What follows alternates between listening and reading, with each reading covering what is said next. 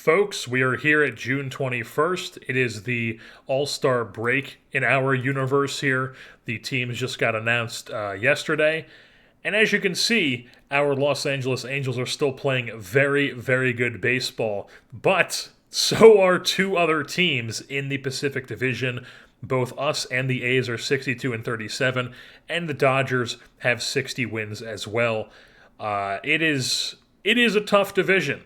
Who would have thought the A's would have been a part of that toughness? But the Dodgers are always going to be tough because of their budget. So it's we get the 360 win teams going right now, but our team is performing quite well. If we take a look at our team stats here, still not as many ones as there was before, but still a bunch of ones and twos. Ones, bunch of twos, bunch of one, third, first, fourth. I mean, basically in everything except for like base running and stolen bases, we are just top tier in this league. Top three, top four in strikeouts.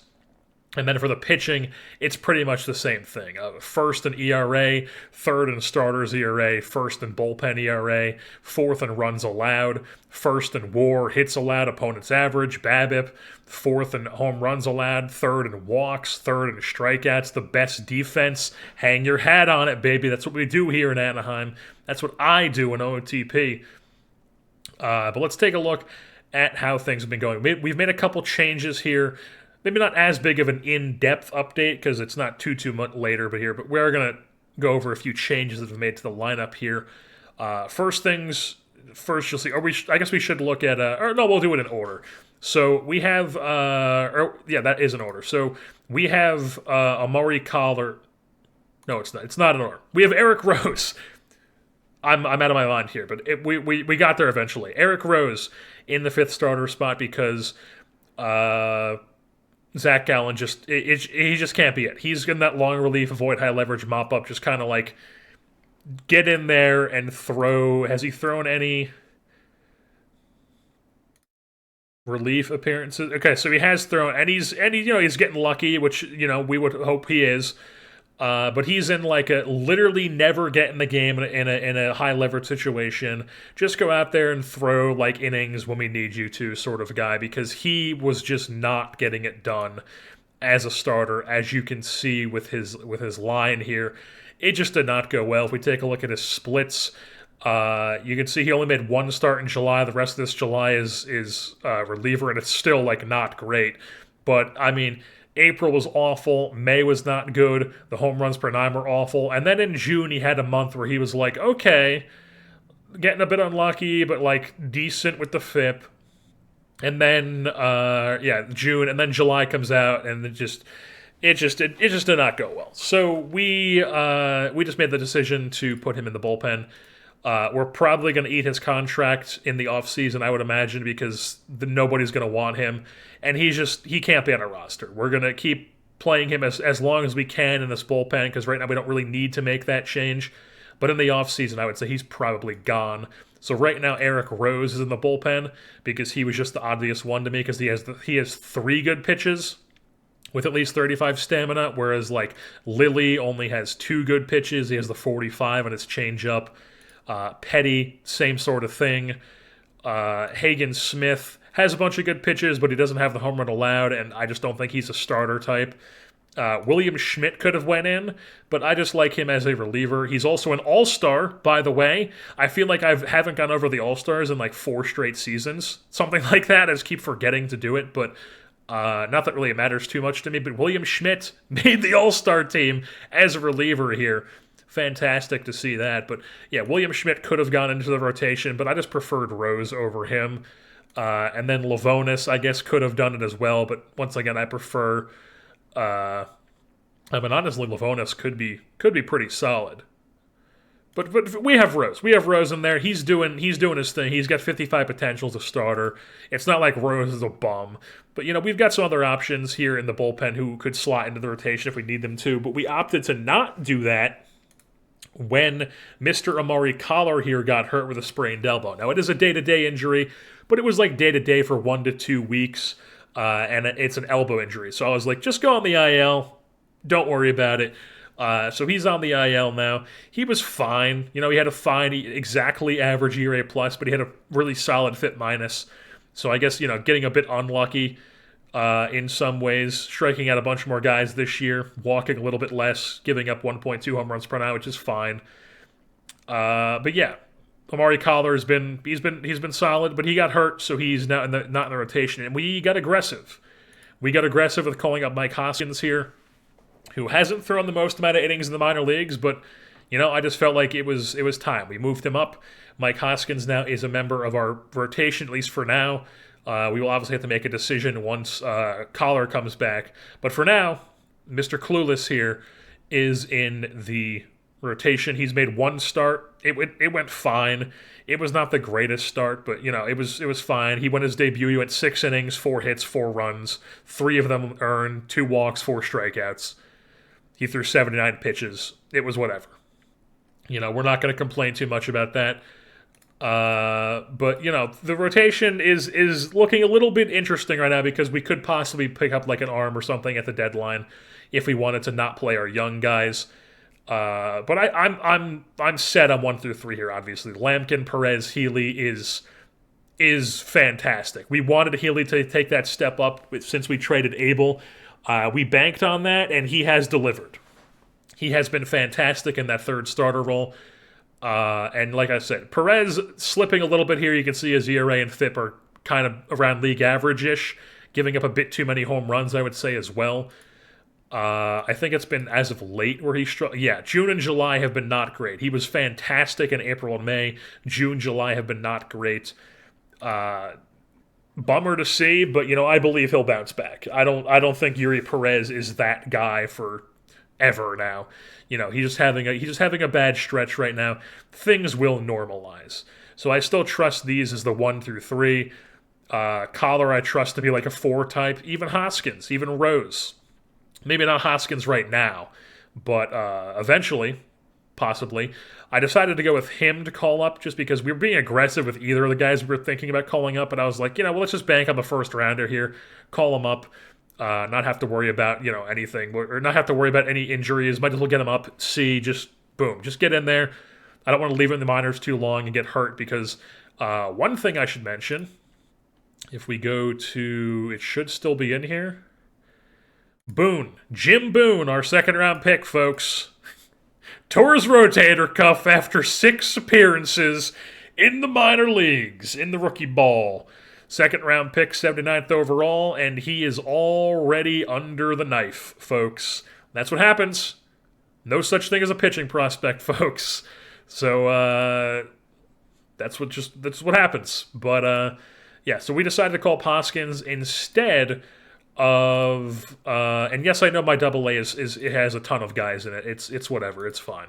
Dan Brannick was the other one we decided we were considering calling up to getting aggressive with because he's obviously not as good on paper as Hoskins, but he has been phenomenal this year in double A. So I was like, maybe we reward this guy, but we opted to go with Hoskins instead. So yeah, Dan Brannick, definitely a guy you'll probably see at some point, but not at the moment. Also, as I'm sure you noticed in this injured list, there is no longer any hitters here. So all of our hitters are currently healthy, except I am seeing now that Zach Neto is injured, diagnosis pending on his foot. Hopefully that is not something that is serious. That would be a bummer because he's playing very well for us this season. But we have the depth to take that on, at least right now, I feel like. And if that is long-term, not that I'm hoping for that does open up an interesting possibility here, which we will get into in a little bit. But just a quick little run-through. Soto's back. He's still doing the damn thing. Elliot LaFontaine was fantastic in his time in the starting lineup, running a 149 WRC+. His BABIP's come down a little bit. It was in the 400s, but he's still hitting very well. We are very impressed with him so far. Wyngarden's been good with a 2 WAR. Neto, like I said, is a 3 WAR with a 137 WRC+. Logan O'Hoppy's been fantastic. Juan Padilla's been fantastic, albeit he has been struggling a bit as of recently.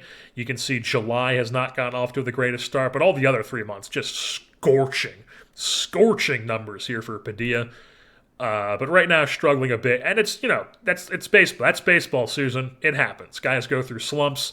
You don't expect guys to perform every single month with a 150 WRC plus, and if you do, you're setting yourself up for failure expecting that type of shit. Dave Peter here. He's been solid as a backup. Gavin Turley's been solid. Alvaro Dowd still doing the damn thing. He's got a 3 WAR, still a triple-digit WRC plus, 22 doubles, 13 bombs, still running a sub 300 BABIP with that too. I mean, the guy is, and he's also improved his walk rate a little bit. Alvaro Dowd, folks. I never in a million years that I expect a season like this from this guy, but I mean, he's been fantastic. What can you say? Gutierrez has come around as well. You can see he's got a triple-digit WRC plus now, mainly against lefties. You can see his splits. He's actually been better against righties, interestingly enough, but, getting limited time against both, it's fine. It's whatever. And then we also have Chase Brunson, who is a little bit below average WRC plus, but he's got a positive WAR because he's been a solid center fielder for us. So yeah, he's been doing his job. I always talk about if you have a defense first guy, you want to be putting up at least like an 80 WRC plus. Maybe sometimes you hang on with a 70. But Brunson, he's been fine. He's been in the triple digits at the point this season. He's not. You'll take 95 WRC plus, 15 doubles, 9 home runs from a guy who is a bottom of the order hitter for you. So yeah, that's what the team's looking like right now. Unfortunately, Nolan Schanuel is not hitting right now. He actually had an injury stint. He had a calf strain that took him out for 3 weeks, so he was on the IL for a bit. He has come back, and he has been slow to come back. Honestly, I think this is the first time I've seen his WRC plus this late into the season be below 100, which is telling for a guy who is an expiring contract. Maybe we go with LaFontaine next season at first base. We'll have to decide. Maybe it could be somebody else because we've got somebody coming up the system, which I will check in on in a little bit here. Nolan Schanuel, not going well. We'd like to see this turn around. Obviously, like I've said a billion times now, it would be more fun to bring him back and see what he can do with us long term, but we're not going to force it if we can't afford it, because right now, we can't afford it. Because like I said, we have to move some money around in the offseason and whatnot if we want to bring him back. But right now, with a guy like LaFontaine and some other options down in the minors, maybe Schanuel isn't priority number 1 anymore, especially after putting up a season like this. And he's going to be on the wrong side of 30 from here on out, but who knows? Chris Lesnar has cooled off a bit as well. His WRC plus is down to 93. He has 19 doubles and 18 bombs still, but striking out a lot as we thought, walking 7.5. But we still believe that he's going to be a very good player for us. He's just struggling a bit right now. It's his rookie season. We don't expect things to just immediately be like a superstar player, but his ratings are too good to where he's not going to be, awful, He plays a decent left field, positive 3.6 ER in left field. He hits a ton of home runs. He hits a ton of doubles. That's his thing. We're going to trust that Lesnar's going to figure it out. And then Starlin Caba, unfortunately, has struggled a bit here as a bench player as of late. WRC plus down to 75. We could possibly bring up Cholowski to play that role, but I mean, it's fine for now. We're going to keep rocking Caba as that backup infielder. It's not like we have them platooning or anything. He's simply just a backup infielder. Now, this player that I keep hinting at, Chris Aquino. Unfortunately, his power potential did drop from a 75 to an 80 as of recently, but his current contact went up. And it could always jump up again, and plus it's not like 70 power is anything to slouch at. This guy's got light tower power, as Sporer would put it. This guy he's just phenomenal. He's been hitting at every level. We started him in high A because I didn't feel like he had enough A for me, and I didn't want to rush in the double A.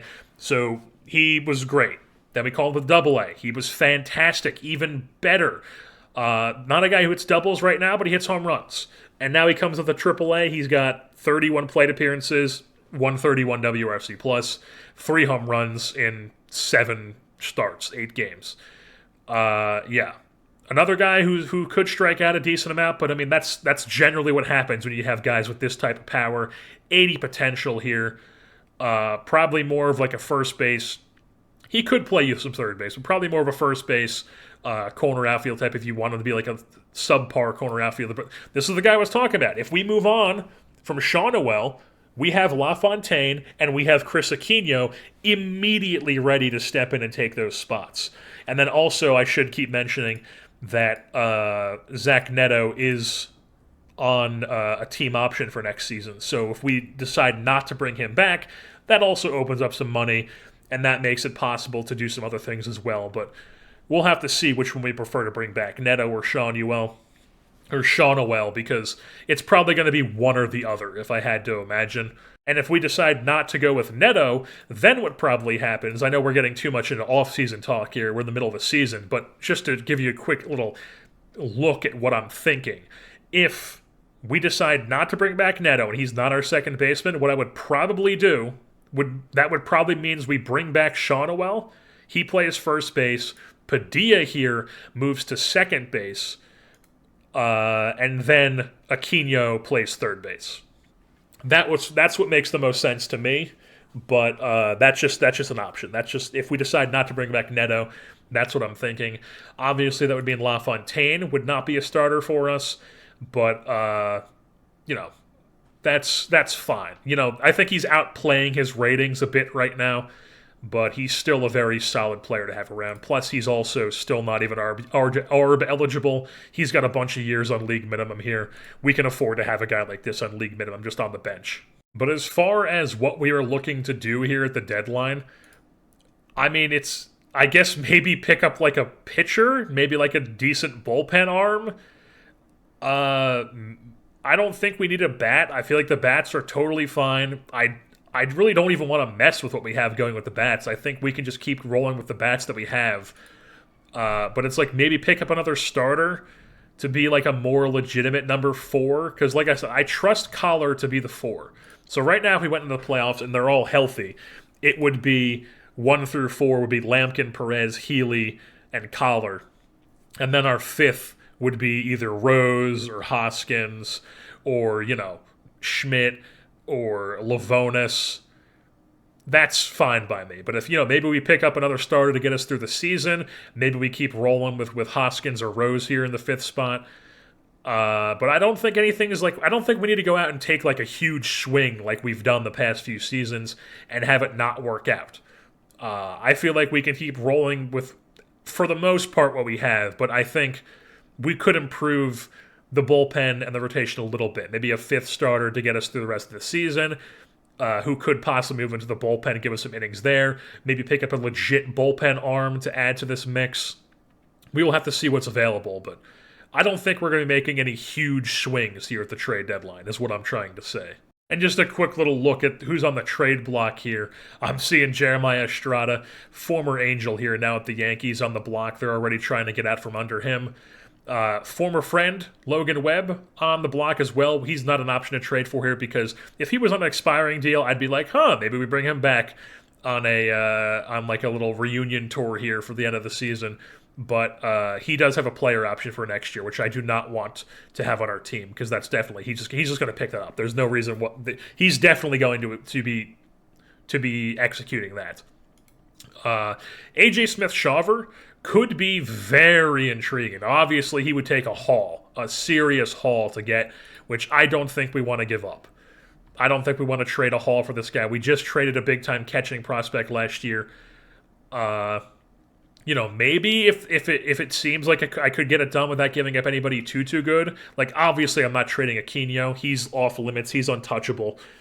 But Smith-Shawver here would be interesting to pick up if we could get that done.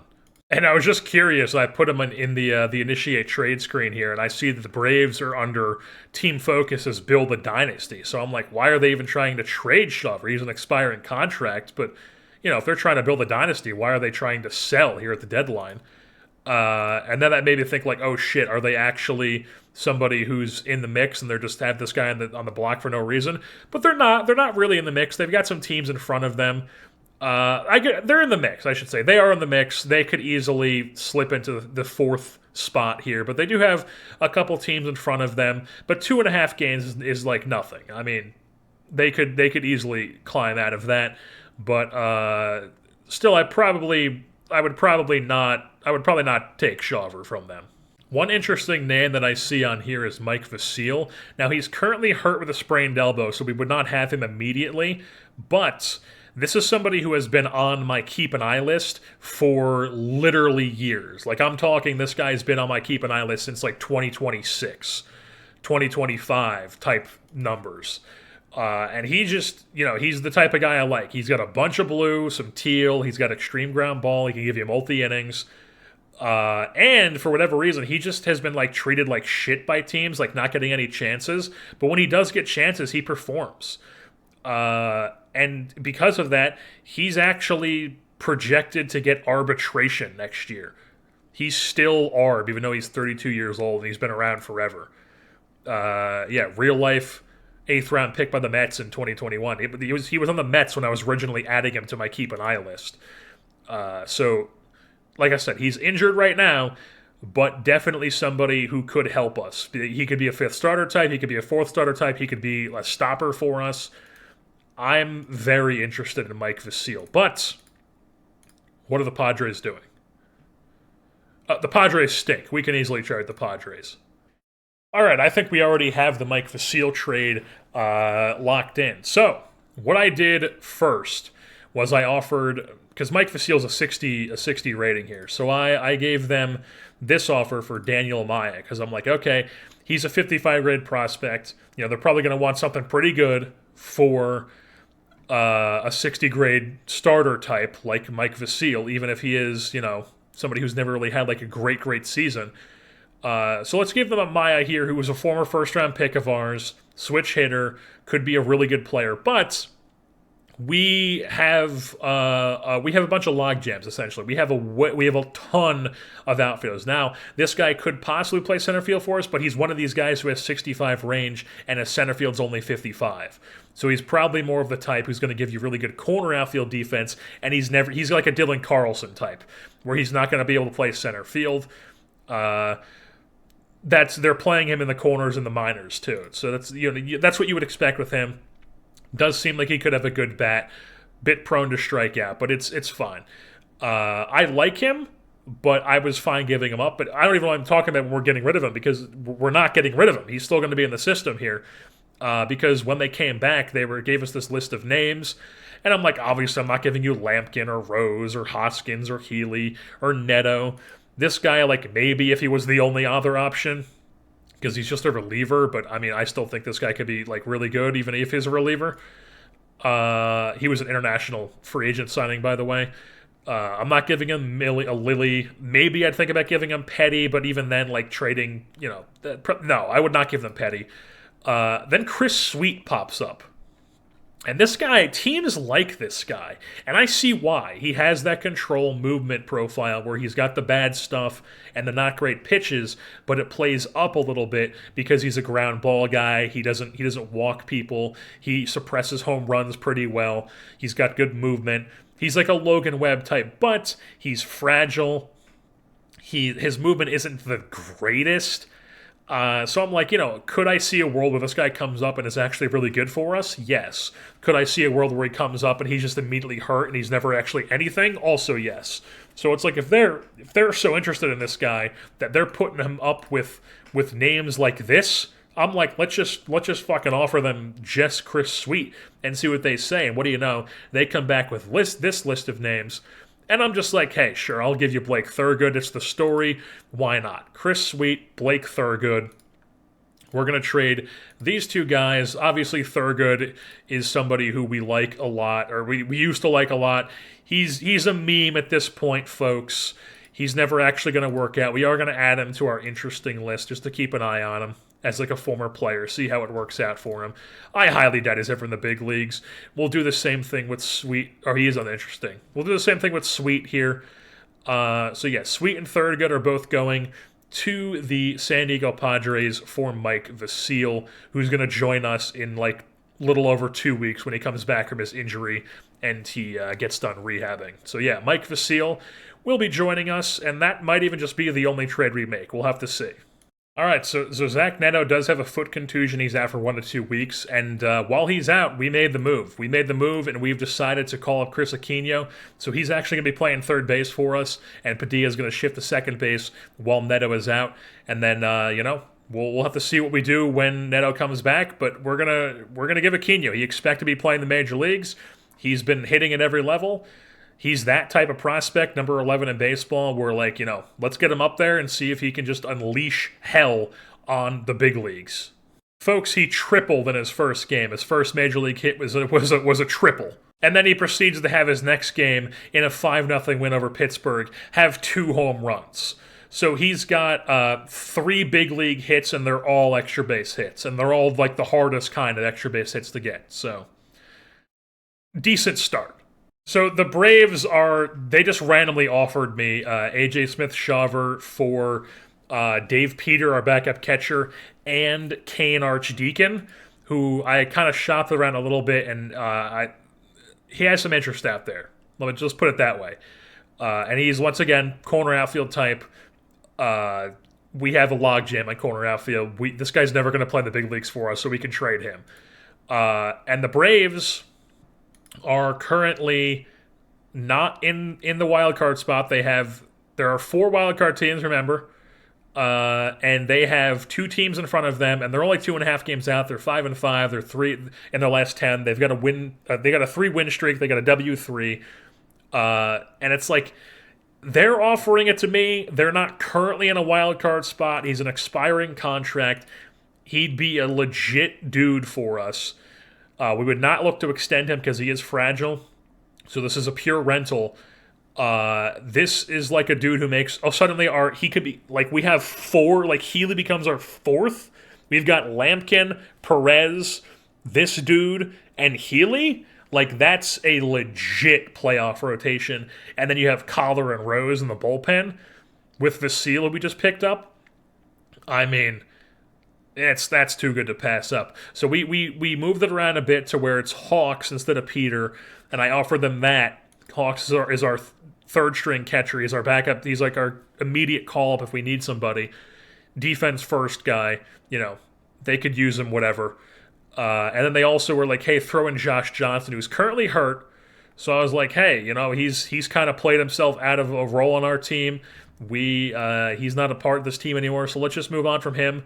And yeah, we'll give them these 3 guys, and we'll get AJ Smith-Shawver for the rest of this season as a rental. So yeah, that's what we're going to do here. Yeah. We're not going to have a lot of money, but that's fine. That is fine. So yeah, we're just going to do it. They offered it to us. They're currently not in a playoff spot. It's not the most insane trade in the world. So we're going to do it. AJ Smith-Shawver is going to come here to Anaheim, and we are going to have ourselves an insane pitching staff here as we just are going to finish up this trade deadline here, move on to this last day, and then boom, it's over. So yeah, AJ Smith-Shawver is now a member of the Los Angeles Angels. But now we have to make the decision on who is going to go off of our roster for AJ Smith-Shawver. We've already made that decision with Collar, where we put Collar on the team, obviously, and we just sent Hoskins down. Maybe not the most smart use of his option, but it's fine. It's whatever. But now we have to make another decision, and it's like, I guess we could just do it with any of these middle relief guys.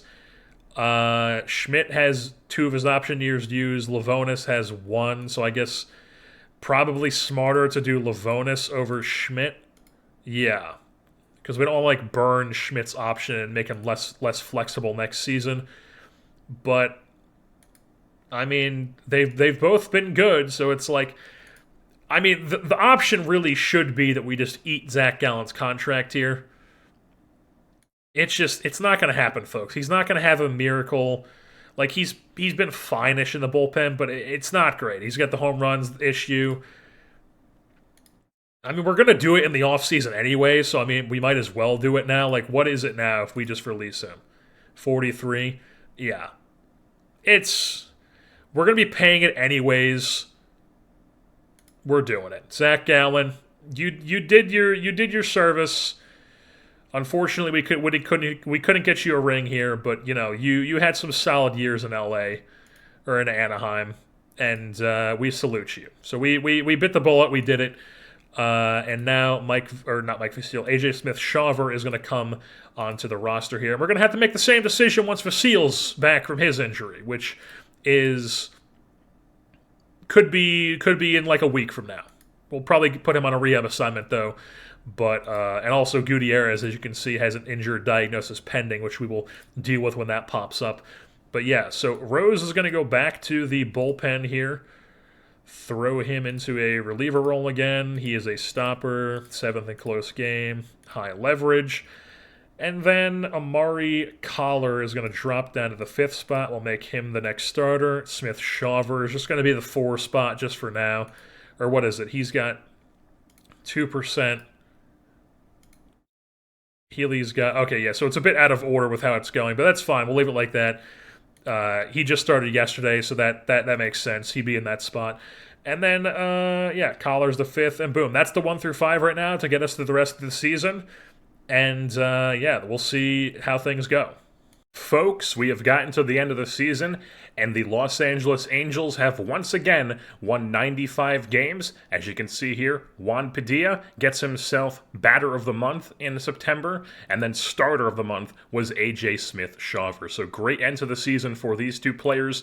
And if we take a look at our team here, 95 wins, unfortunately, not enough to get the division win because the Oakland A's, following up their miracle run last year where they won like 80-something games and won the World Series in their first... they won 93. They won 93 games. So they were still, it wasn't quite 80, but, definitely not 102 wins. They did not win the division. They went through the wild card. But this year, 102 wins, slightly outperforming their Pythagorean. And they clinched the Pacific Division here. So we have to go through the dreaded 5-game wild card round with no off days, which we will get into in a little bit here. But before we do that, we are going to recap how our season went here. It looks like the playoff roster automatically removed probably Brunson, possibly. Yeah, for whatever reason, they don't have Brunson on the playoff roster, but we will obviously mess with that. But for now, let's take a look at the team's stats here as we finish 95 and 67, second place in the division, first place in the wild card. So although we don't win the division, we were the best among the non-division winning teams in the American League. You can see here pretty much all the months except for July. We had a little tiny bit of a skid in July, which probably ended up costing us the division, but... you can't really complain too much about 95 wins. Overall, a very solid year. And I'm just seeing this. We were really, really good at home and really mediocre on the road. And also not great in one-run games. So, hopefully that doesn't bite us in the ass here in the playoffs. But as you can see, the offense was fantastic once again. As it was all season, just a bunch of ones, third in batting average, first in OBP, slugging, OPS, WAR, WOBA, runs scored, the most runs scored, the second most hits, the third most extra base hits, the most home runs, the most walks, the 5th least amount of strikeouts, even with guys like Lesnar in our lineup now. And then we just don't really steal as much as we had been previously, because a lot of our big stolen base guys are starting to get up there in years, and they're probably just stealing a little bit less, like guys like Soto, guys like Zach Neto, and then both of them missed a little bit of time this season as well, so that probably also factors into it. Well, on the pitching side of things, also very, very good for us this season. Tied for the 3rd least runs allowed, 3rd best bullpen ERA, 4th best starters ERA, 3rd best overall, 2nd in WAR, 1st in hits allowed, 1st in opponent's average, 1st in BABIP, 6th in home runs allowed, which is still fine, 3rd in walks, 3rd in Ks, and the best defensive efficiency with the 2nd best zone rating. I mean, it was just a fantastic team this year. We played some really, really good ball here in Anaheim. And if we take a look at our pitching, we might have to go into some different views to make sure we show all the guys, because who knows what they actually put on the playoff roster here when they auto-set it, but obviously I will be changing it before the actual playoffs start. So our rotation here, let's start by innings pitched. AJ Smith-Shawver came over from the Atlanta Braves at the deadline, and he ended up being very, very solid for us, as you can see. Won the pitcher of the month of September. He put up a 2 WAR in 11 starts, 2.44 ERA plus, 68 FIP minus. I would say that acquisition has paid off here. You know, it didn't get us the division, but we have an absolutely loaded 1 through 5 here, especially 1 through 4, heading into a 5-game playoff with no off days. So we're going to need that 5th starter, and our rotation is going to play a huge part in us having the edge in that series, if I had to guess. So yeah, just overall, really, really good season for AJ Smith-Shawver, split between us and Atlanta. He will hit free agency at the end of the season. And then Justin Lampkin, you know, overall, a really solid season, but not quite what he had been doing. As you can see, he's put up 5 WAR before. He put up a 4 WAR last year. You know, we won't complain about a 3 WAR, but he's definitely capable of better than that. But you know, it's not like we're soured on Justin Lampkin. He's still very, very good, and he's obviously very, very good a part of this rotation with us that we have. Yuri Perez put up a 3.4 WAR in 184 innings. He was also really solid. A 3 WAR if you round up for Andrew Healy as well. I'm very impressed with him. Obviously he's been our stopper for like 3 seasons, or one of our stoppers. Had an absolutely insane season as a stopper last year. And I was just like, hey, we believe in you over Mick Abel. And what do you know? Andrew Healy puts up a 3 WAR season in the rotation. Now, the ERA plus and the FIP minus aren't the greatest, but they're solidly above average in both categories. He struck out a little bit less than he did last season, but that's fine. Walked a little bit more as well, but he was, once again, the 1.0 home run per 9. That's his thing. He does that every year. Well, how did Mick Abel do? Let's see how Mick Abel did with San Francisco. Okay. So, I mean, I would say they put up similar years. So, I mean, who knows if... maybe not similar, because he put up a 4 WAR. He put up a 4 WAR, and Andrew Healy put up a 3 WAR. So, Mick Abel definitely had the better year, but, I mean, it wasn't like we wanted...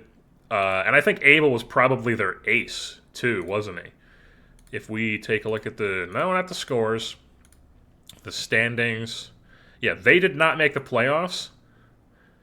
And they have him listed as their 5th. How the fuck did this team not make the playoffs? 82 and 80. Look at this staff.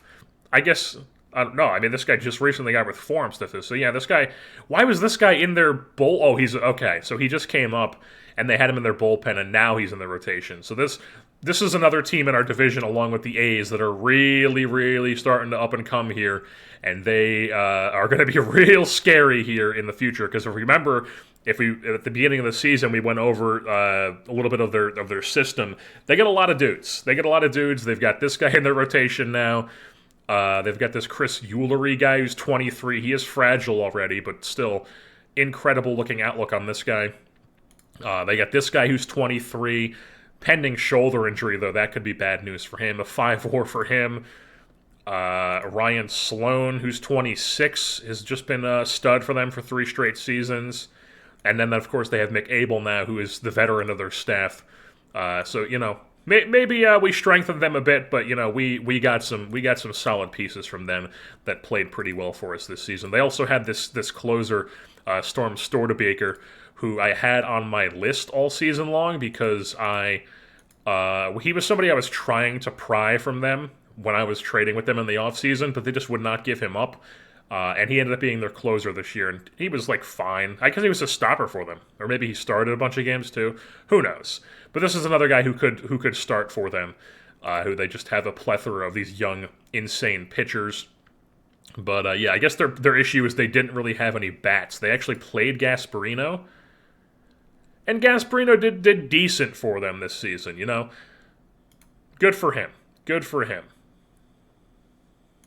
They also picked up our guy Khalil Watson, and or I guess they traded for him, and he put up I don't know why we're looking at the Giants, though. The Giants are not a playoff team. We don't play the Giants. I'm just going off on a little tangent here. Let's go back to the pitching. So yeah, Andrew Healy, 3 WAR. Amari Collar spent some time on the IL. Got 30 starts still, though. 150 innings. 2.5 WAR. Solid season. Unfortunately, The game thinks he is now a 50 potential because just for like multiple seasons now, I've had him up because he's like a 40. Like a lot of these stuff was like yellow or like green, and he had like the 65 potential, and he just hasn't grown into that 65 potential. So now he's looking much more like a fifth starter. It's sad, it's disappointing, but that's the reality of what he is now. It's unfortunate, but hopefully Mike Hoskins can solidify himself as a guy who takes over that maybe a little bit better of a starter role here. He's a 55 reliever, as he's 60 starter. No, he's the same as a starter. But did I even have him? Yeah, he's the same. So yeah, Mike Hoskins is up, which we will get into a little bit here. But Collar, 2.5 WAR. Solid fifth starter. We had an absolutely dynamite rotation. That's known. Chase Petty was fantastic in a stopper role, 115 and two-thirds innings in 69 games. 1.5 WAR, 136 ERA plus, 86 FIP minus. He had an 18.2 K minus walk, 25.9, 7.7 walks, 1.2 home run per nine. Solid stopper player to have. I'm looking at the wrong guy. Chase Petty strike out way less than that. So, yeah, he was much more of a contact guy, which is to be expected. He is a extreme ground ball control pitcher. So, he's not the flamethrower he is in real life. At least I'm pretty sure. I'm pretty sure he throws, like, very high 90s into the triple digits sometimes. But in this, he's much older now, and he is a control movement guy. So he was very good in that role. Mike Vasile came over for San Diego, and he was not great for us, but he was good with San Diego. Unfortunately, not great for us, but, I still trust him as an arm to have all these are, 11 innings in the bullpen. Like, things can easily just flip just like that. Obviously, he was giving him a ton of home runs. And it's not like he's had a home run issue. I guess he's had a couple of years where he's had like 1.5s, 1.4 this was a rehab in Salt Lake. But yeah, so, we still trust Mike Vasile, not at the level of, like, Petty, and, I mean, it looks like Lilly actually had a bad season for us. Yeah, maybe Lilly shouldn't have been a stopper. Maybe I should have been more keyed in on this, but, yeah, Lilly will not be a stopper heading into the playoffs, but, like I said, we will be adjusting all this down here, and all this once we get ready for the playoffs here, but for now we're just recapping how the season went. So Vasile, not great coming over to us, but, it's fine. It's whatever. And he's also somebody who could come back in arbitration next year as maybe even a starter possible guy for us. Who knows? Chris Livonis, he was also quite solid in the pen for us. He came over from San Francisco, one of the many guys who came over from that deal, was great for us, rocking this 6 stash out of the same school that the Van Riemsdyk brothers went to. Struck out 30.3% of guys, 7.7 walk rate, 1.2 home run rate, solid ERA, solid FIP minus. What can you expect from a reliever? He might even take over in a stopper role for us as opposed to Lilly, but we will obviously get into that a little bit later. And then William Schmidt, folks, he was an all-star for us this season. I want to say perhaps... Yeah, so, it wasn't the greatest the second half of the season, I would say. He did get a bit unlucky because he did have some really good FIP numbers in July and September. So he got a bit unlucky with the ERA. It wasn't home runs, though. It looks like walks was his issue in the second half. Probably just gave up too many guys on base, which he does have the 45 control, so, he is liable to do that. But overall, a solid season from William Schmidt as a middle relief type who can give you some extra innings. 52 games, 79 and a third innings. So we had him and Livonis as the middle relief with the long relief secondary. And then Mike Lilly, as we saw, did not have the greatest year. He had quite a few meltdowns. Not what you want to see there. And then Tora Kaneda, he was fantastic when he pitched. He only got 44 and a third innings pitched. He is just a straight up get in there for 1 inning guy.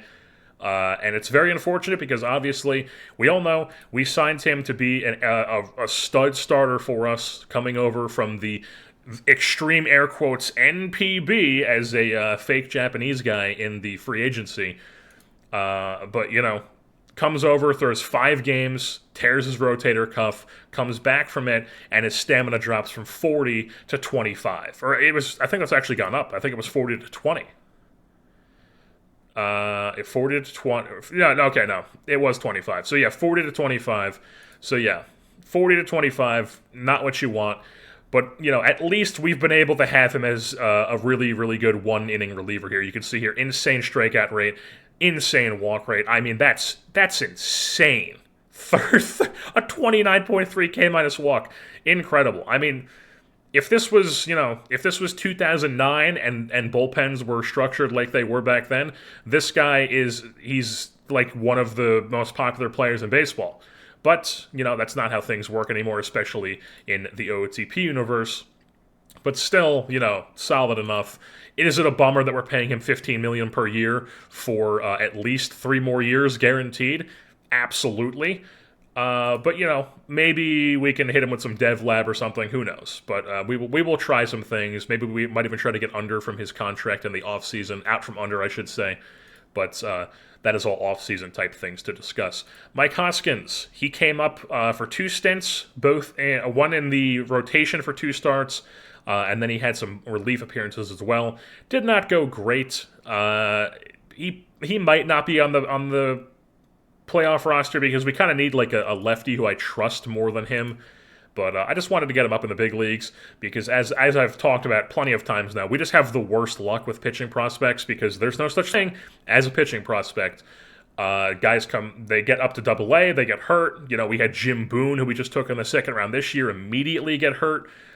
So things just, we were just being aggressive with him, and we're going to see how things go. But he probably is not the most trusted lefty that we have available to us for the playoffs right now, which we will obviously take a look at. But taking a look at the lineups here, let's go and sort by WAR.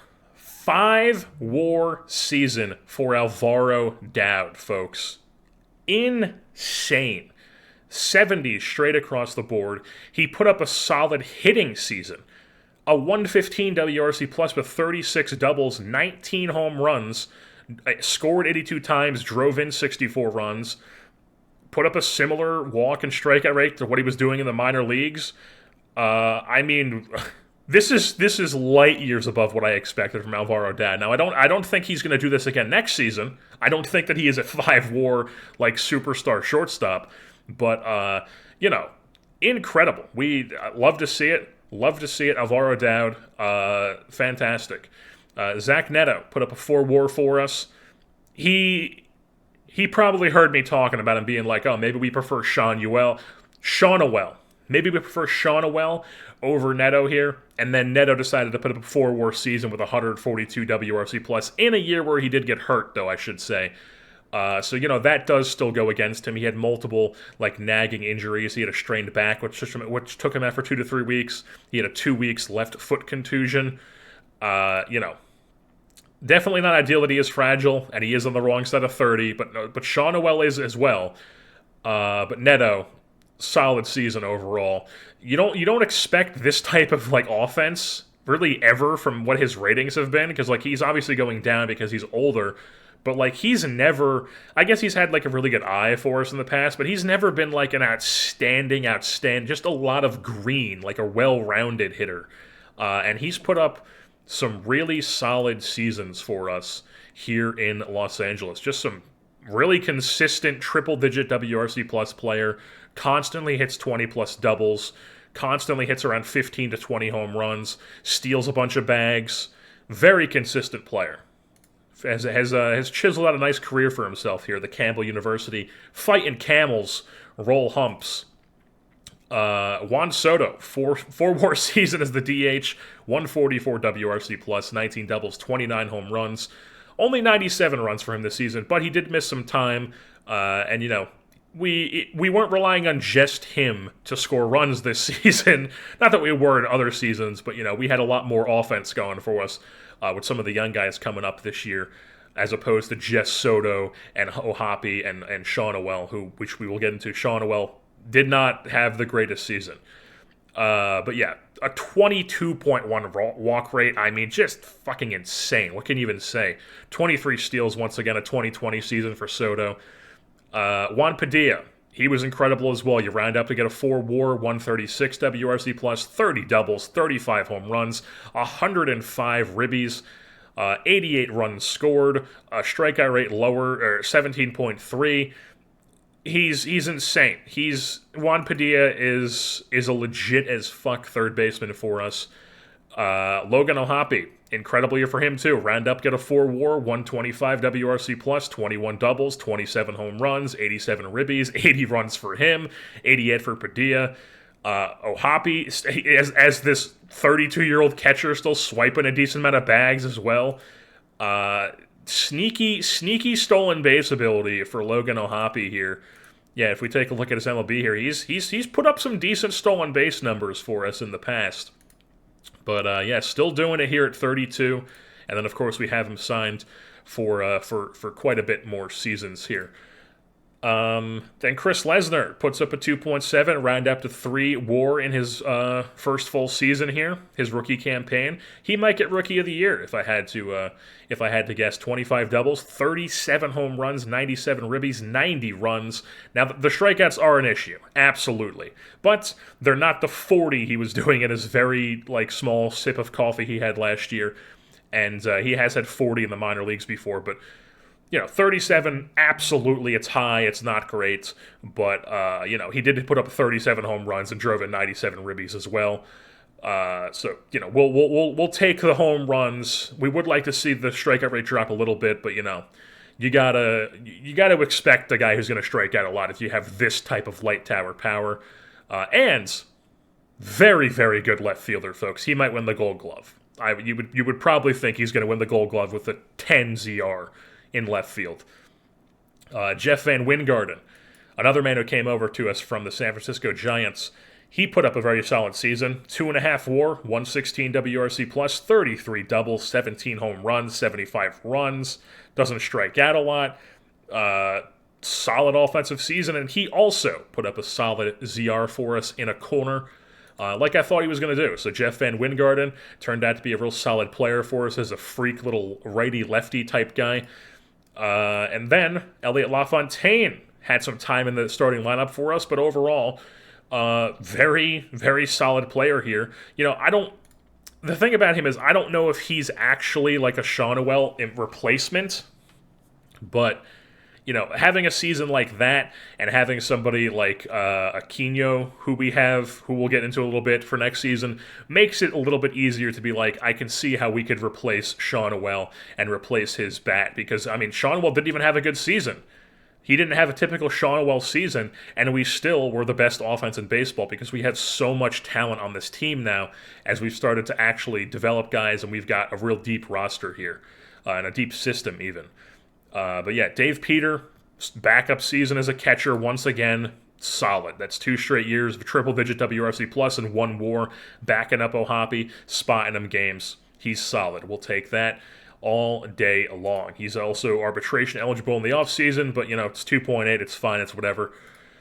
And then Anthony Gutierrez, he ended up rebounding a bit, did not play as much as he had been the previous 2 seasons, but he put together a decent campaign in, 161 plate appearances as like a very limited bench player, but, he's a captain, he's got a role on this team, he's got the base running ability, he plays some good defense, he's a solid player. And then Nolan Shawnuel, like I keep saying, not the best season for him. He 17 home runs dropping from 42. Probably not a good sign that you are a first baseman who should be re-signed. That's really what it comes down to. So, I've been talking about how it would be cool to keep him around and see what he can do for us. I will say one thing he did do already is he did hit 300 home runs with us. He hit the 309 mark, so that's probably not happening in real life. But Nolan Shawnuel, this universe, has been incredible, but after a season like that, it might be time to look at other options for our first base spot. But for now, he's on the team. We're going to see what we can do with him in the playoffs. Starlin Caba was a decently fine backup, nothing really to write home about. Gavin Turley had a decent backup season as well. And then Chris Aquino came up, and he was blazing hot when he first came up. If we take a look at his splits here for just the major leagues, he was hitting a ton of, overall, July and August was just hitting a ton of home runs. He came up and in like a little over 100 plate appearances, had 12 home runs just like immediately. And then September really struggled, cooled off, and then he was also August. His strikeout rate was close to 40, and it was 40 in September. So like I said, the strikeouts are an issue with guys like him and Lesnar, but Aquino does have a bit higher of a avoid K rating, and he does have once again the light tower power, which is something that we like. We've had Sean Noel hit 40 home runs, but I mean, like Aquino and Lesnar, they're like next level power. Like Aquino's got 70 with 75 potential. We have Lesnar who has 70 75 potential with the gap as well. And then like O'Hoppy's had 65, but he's never put up like a huge. He had 140 season, but like 65 has not really done too much for him. Where Padilla has 60, he's hit 35. Soto has hit 38 for us, and he's got 65. Who else? Who else? Sean Noel obviously has given us huge home run seasons. But Lesnar and Aquino look like they have like next level type power. So very excited about what their careers are going to look like for us. But right now, maybe not the most, or maybe for Lesnar he was solid, but for Aquino maybe not as polished as you would like for him. He does have quite a bit of growth to do. As you can see, he has the ability to jump from a 50 to an 80. If he develops all this stuff. And we would like him to do that. We would like him to tap into more of this gap power, this eye, maybe get up to this 75 power even, maybe get this avoid K up. But you know, he's a prime candidate for the dev lab this offseason, I would say. Oh, and like I mentioned, for whatever reason, the AI did not have Brunson on the playoff roster. We will, because he's our center fielder. He was solid. He had a solid season in center field, 90 WRC plus. You'll take that for a glove first guy. 25 doubles, 12 home runs. Fine. He was fine. 2 WAR, solid. We'll take that. A 10 ZR in center field. You'll take that all day long as like an 8-9 hitter. Absolutely. Probably a 9 hitter for us, because Dad went into the season being the 9 hitter, but is not a 9 hitter right now. But being our 9 hitter, it's fine. You're in there for your glove. You're doing the damn thing. It's solid. He came over in the Lampkin trade with St. Louis, where we sent Mike Broyhill and George Lombard to them. And then I believe it was Brunson was like the older TCU guy, and Broyhill was the younger TCU guy. How did those guys do? Broyhill played more games than he had with us, put up a 2 WAR, but he didn't hit. He did not hit for them. That's interesting. So his hitting fell off. And he played in left and center and was very good in both. So, solid season for them. But how did they do overall? St. Louis. They made the playoffs. But Miami, wow! The Miami Marlins won 101 games. That's crazy. With Nelson Rada, he's still there. Oh my God, I haven't even checked on him. He's still only 27, and he's put up 3 straight 2 WAR seasons with like slightly above average WRC pluses, like 30 doubles, 30-ish stolen bases every year. The guy is, turns out he wasn't washed, folks. Turns out he wasn't washed. He's still playing a bunch of games. So, we got Santa for him, right? That was the Santa trade?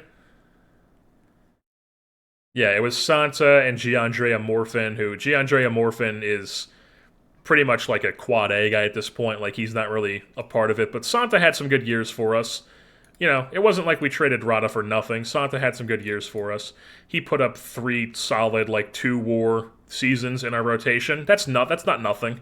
But good to see, Nelson Rada is still hanging around, doing the damn thing, putting up some numbers here with the Miami Marlins as they win 101 games. Solid year for them. And then just a quick little comb through the batting leaders here.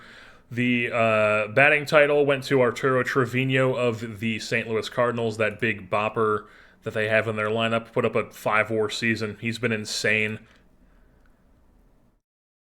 Also, Mr. Joe Jim in the, or I guess they're both National League.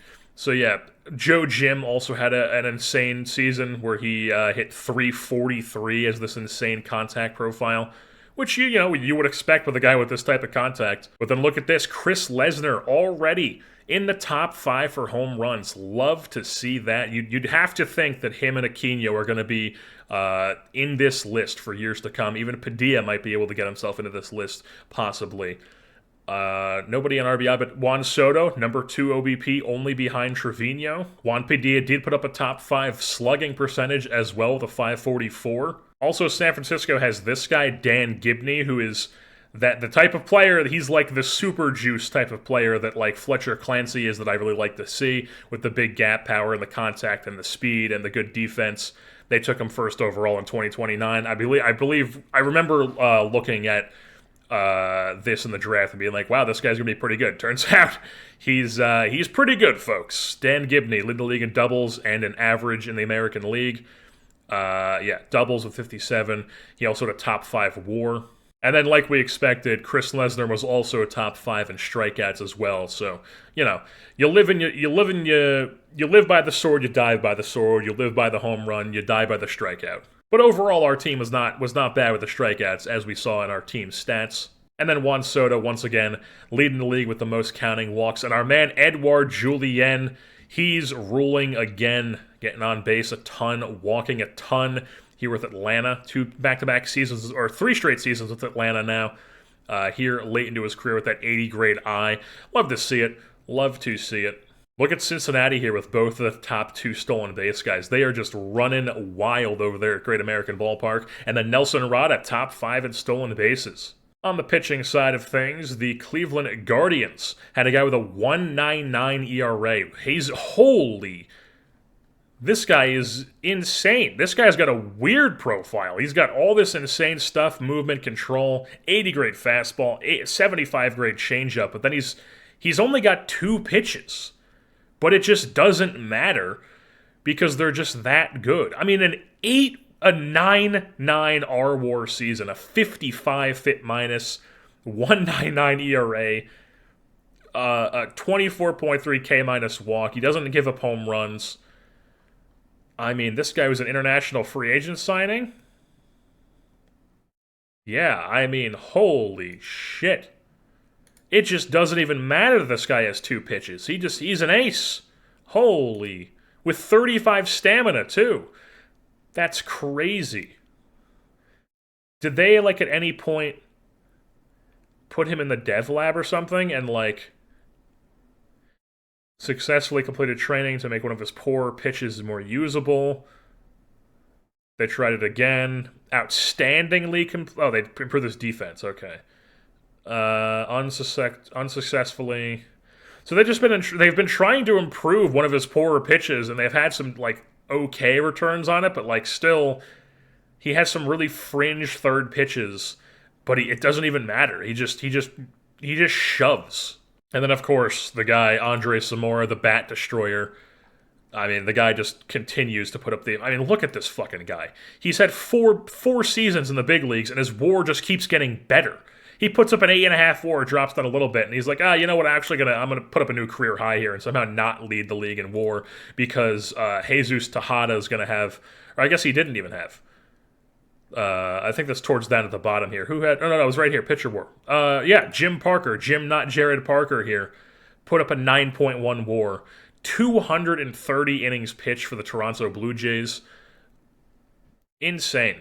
Arizona State. I think I made the joke last time that they don't have that type of juice anymore. But, in this universe, they do, apparently. And then Luke Little. Luke Little's still doing things. I love that Luke Little has turned into like this monster pitcher who just has like these like he's been hurt. I guess I'm assuming in these, or no, that was split between 2 teams. But he's just been this consistently really good pitcher in this universe for who knows what reason. He's had some like Cy Young votes in years.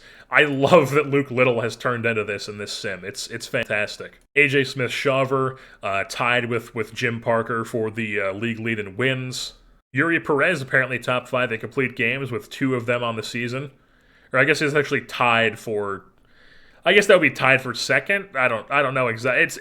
I don't know the exact way they do this, but to me, I look at this and I go, these guys are first, these guys are second. So that's how it is in my mind. But then Zamora leads in strikeouts as well. You got Kyle Harrison, who's apparently in Boston now, up there in strikeouts. And then Chase Petty, like I said, had a very, very solid season here for us in the bullpen with 39 shutdowns, which was second most, only behind Mr. Dan Amaya here. And 80 grade stuff, 80 grade fastball, 80 grade curveball reliever that the Marlins have. He was only a single inning guy with 25 stamina, but they're getting the most out of him. Striking out a ton of dudes here. I mean, you would hope he's striking out a ton of guys with that type of stuff.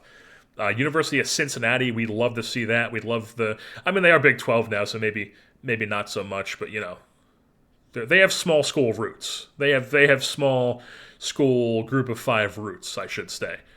But overall, Miami they had this guy. They also had Shane Baz, who had the lowest BABIP, got really lucky this year.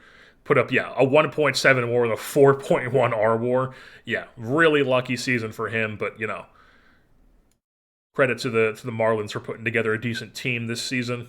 The Cleveland Guardians had the highest guy with a ZR this season, Dave Maines, their shortstop. He's got 75 straight across the board. He's put up back-to-back 5-WAR seasons. They've got their own little Alvaro Dowd here. He has a bit more power, a bit more juice in the bat than Dowd does, though. 24 ZR this season, 20 ZR last season. Insane for this Cleveland Guardians team. And then look at this, Logan O'Hoppe in top 5 in catchers ERA. We do love to see that. Number 1 is the catcher for the Miami Marlins. Out of Spirit Lake, Idaho. Shout out Burns, Idaho man. Oregon State University. Why did I say that all weird? Oregon State University, round 3 pick coming up. Making the jump straight from low A to the big leagues here and putting up a 3-WAR, guiding this catching staff to dominance this season with 100 wins with the Marlins. Yeah, I would hope he made the All-Star team. Holy shit, I didn't even see this. Ethan Salas signed with Raleigh? How did I miss this? What is with this? Paul Skeens went to Montreal and Ethan Salas went to Raleigh? That's crazy. And he had his worst season that he's had. He got hurt. I guess he got hurt in August. So yeah, I guess he put a little bit less to games than he usually does, but he still led the league in framing runs with his 80 blocking framing arm. So Raleigh, it didn't help at all because Raleigh still was hot garbage this season, but they made a big splash in free agency by signing an 8-year contract and giving up a draft pick because he had compensation, obviously, for Ethan Salas. So Raleigh trying to make moves, but overall it's not helping them because you don't want this type of year for a catcher you signed to that big of a contract here. Yeah, pretty insane. Speaking of Skeens, how is he doing in Montreal? I haven't really seen him in any of the league leaders or anything. Okay, he's been posting. He's been putting up 4 WARs, 5 WAR if you round up last year for the Montreal Expos. So yeah, he's still a dude out there. Just Montreal and Raleigh are just not. They're not that type of team yet where they can compete. So they're still playing, or at least Skeens is still playing really well. Salas to be determined. He did not have a great season in his first year with Raleigh, but we will keep tabs on those guys. Honestly, I might even just throw both of them. Oh, he's on the keep an eye. Okay, so he's on there, but we are going to go back to statistics here for fielding leaders. And we're going to throw Ethan Salas on the old interesting shortlist just to get updates on him, see how his career goes, because I'm fascinated by this guy. This catcher who can't hit but still puts up 3 WARs with San Diego.